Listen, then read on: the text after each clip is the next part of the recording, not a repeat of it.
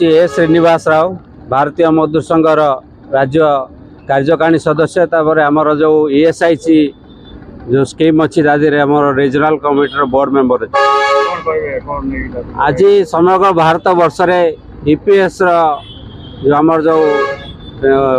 रीजनाल provident fund commissioner का office आगे विक्षोभ होमें भारतर प्रधानमंत्री को आम 3 दफा दाबी पत्र दौचु रीजनाल कमिशनर का माध्यम दाबी मध्य प्रथम दाबी हो जो भारत सरकार जो सोशल सिक्योरिटी रो जो स्कीम रे जो EPF अच्छी एम्प्लॉइज प्रोविडेंट फंड से मिनिमम पेंशन जो बर्तमान 1000 टंका अच्छी गोटे कर्मचारी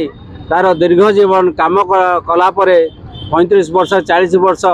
सरकार को सर्विस देला जो तार मिनिमम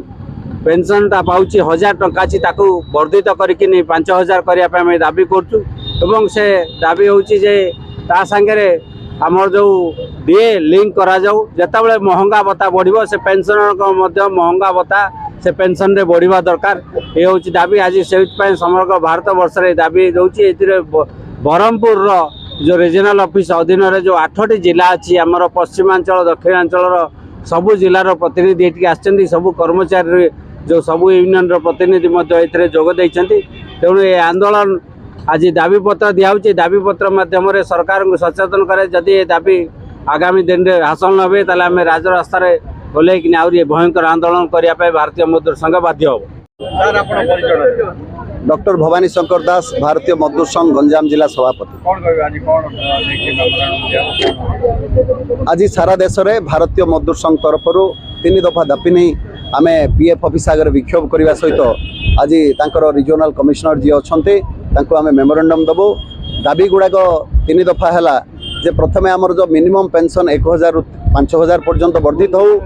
एवं से DA संलग्न हो जहाँ आम महंगा भत्ता बोली कहूँ एवं हिताधिकारी माने निश्चित भाव आम आयुष्मान भारत योजना लागू हेले से माने उपकृत हेबे। यही 3 दफा दाबी नहीं आज विक्षोभ आज कार्यक्रम से भारतीय मजदूर संघ सारा देश में यह कार्यक्रम जारी रखी।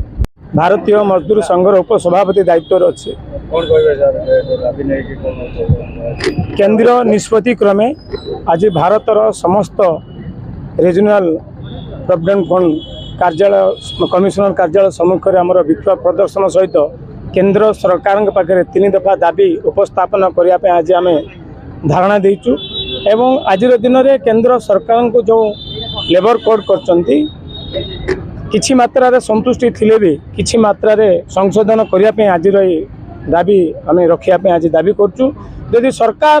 तुरंत ताको संशोधन करती नहीं न मानती ताले भारतीय मजदूर संघ रास्ता ओल्लैया बाध्य हो।